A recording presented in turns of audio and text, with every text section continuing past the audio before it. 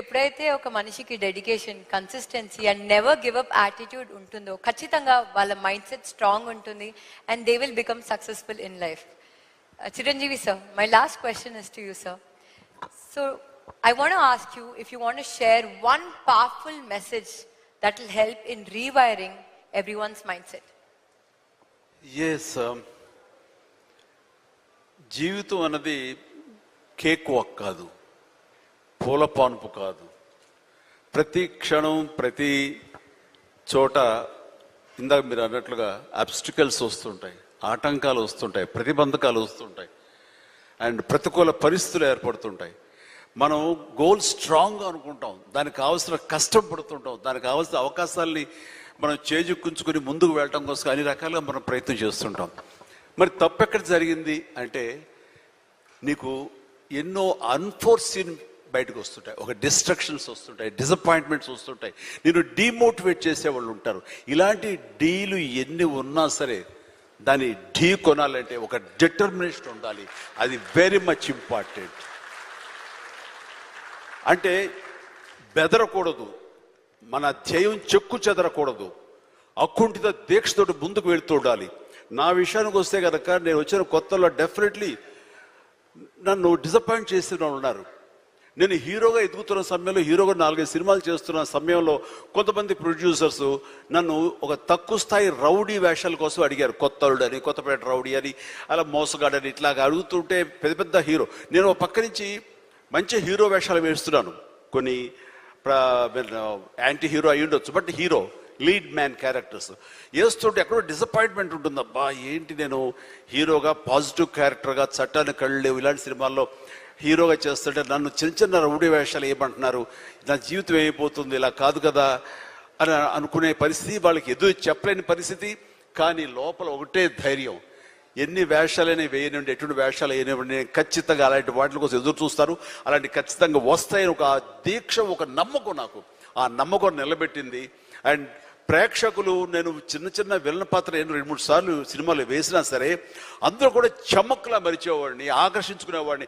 ఇడెవడో భలే చూస్తున్నాడు, శబాష్, నెక్స్ట్ పిక్చర్ ఎత్తుంది చేయాలి, అండ్ ఇతను సాంగ్స్ బాగా చేస్తాడు, ఈ సాంగ్స్ పెట్టి ఇతను హీరోగా చేయాలంటూ ప్రేక్షకుల చేత నేను మనల్ని పొంది, ప్రేక్షకులు సినిమా ఇండస్ట్రీలో ఉన్నటువంటి ప్రొడ్యూసర్ని, డైరెక్టర్ని నన్ను ఖచ్చితంగా పెట్టుకుని తీసేలాగా చేశారు. కాబట్టి ప్రేక్షక దేవుళ్ళకి ఎప్పుడు నేను రుణపడి ఉంటాను. అది నా ఒక అధ్యక్ష, నా కాన్ఫిడెన్స్ వాళ్ళని రీచ్ అయ్యింది. నేను చెప్పుకోకర్లా, నువ్వు చేసే చిన్న పాత్ర పెద్ద పాత్ర సరే, నువ్వు చేసే దాంట్లో నీ కన్విక్షన్, నీ యొక్క హావభావాలు, నీ హుషారు వాళ్ళని ఎక్కడో తెలియకుండా రీచ్ అవుతుంది. సైకిల్ కుర్రాడు అంటారు మనూరు పాండవులు, అది 5 మందితో పాటు నేను ఒక కుర్రవాడిని. వాళ్ళకంటే పెద్ద క్యారెక్టర్ నాకు లెంగ్త్ ఏమి లేదు, వాళ్ళకంటే స్ఫురద్రూపేం కాదు. కాకపోతే ఆ ఉన్న కొంచెంలో చముక్కలా మెరిసరికి ఎవడరా భలే ఉన్నాడు, వీడికి లైఫ్ ఉంది రోయ్ అలాగ అనిపించుకోనంటే, అదే నన్ను నేను ప్రొజెక్ట్ చేసుకోవడం, నన్ను నేను ఆవిష్కరించుకోవడం, నన్ను నేను బెస్ట్ అనిపించుకోవడం ఉంది. నిరంతరం అదే థాట్తో ఉండి, ఆ నమ్మకంతో ఉంటే ఖచ్చితంగా ఇలాంటి డీలు ఎన్నొచ్చో సరే ధీటుగా ఢీ కొట్టగలం. ఇది నేను చెప్తాను.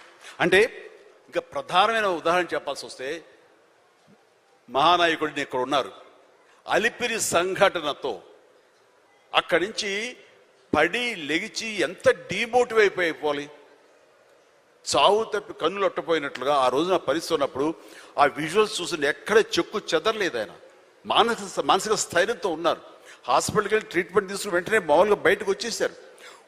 కానీ ఎక్కడా సరే బెసికారా, కొంచెం వెనక్కి తగ్గారా, ఆలోచన విధానంలో ఏంటిది అన్నారని ఏమీ లేదు. బ్రహ్మాండమైనటువంటి ఒక కన్విక్షన్ తోటి దీన్ని ఆయన ఎదుర్కొని నిలబడేటువంటి హీరో దాత్తత నేను ఆ రోజున చూశాను నాయుడు గారిలో.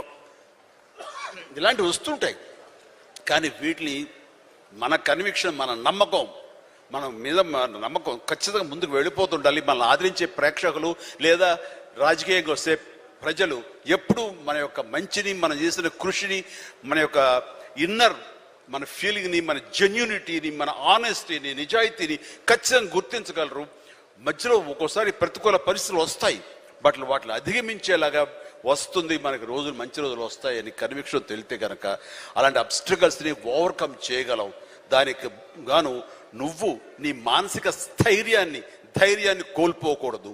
ఇక్కడ నిలబెత్తున్న నిదర్శనం చంద్రబాబు నాయుడు గారు. అది నేను చెప్పుకొచ్చేది. I can see that you have turned your challenges and hurdles in life as success stories and into success stories. And CBN gar journey or Chiranjeevi gar journey, I'm sure it's not easy. కానీ ప్రతి ఒక్క మెట్టు పైకెళ్తూ ఉంటే when we come out from those struggles and when we take those learnings, we create a legacy for ourselves, sir. So I'm truly honored to share this opportunity for both of you, and I'm sure everyone in the room will resonate with me. So thank you so much for giving me this lovely opportunity. Thank you అమ్మా. Wind up చేస్తున్నా. Right, నేను ఒక అంటే please క్షమించాలి, ఈ రోజున ఒక చక్కటి సభ, ఒక యంగ్ గర్ల్ తన ఎక్స్పీరియన్స్ నుంచి ఈ రోజున ఒక పుస్తకం రాసి దానిలో ఉండే ఆ క్రీమ్ని, దానిలో ఉండే ఆ అద్భుతాన్ని మీకు అందరికీ పంచివ్వాలని, మీరు కూడా అలాంటి మైండ్ సెట్ తోటి ఉంటూ అలాంటి మైండ్ షిఫ్ట్ చేసుకుంటే పైకి వస్తారు అంటూ చాలా చక్కటి పుస్తకం రాసింది. ప్రతి ఒక్కరికి ఎంతో ప్రయోజనకారి ఈ పుస్తకం.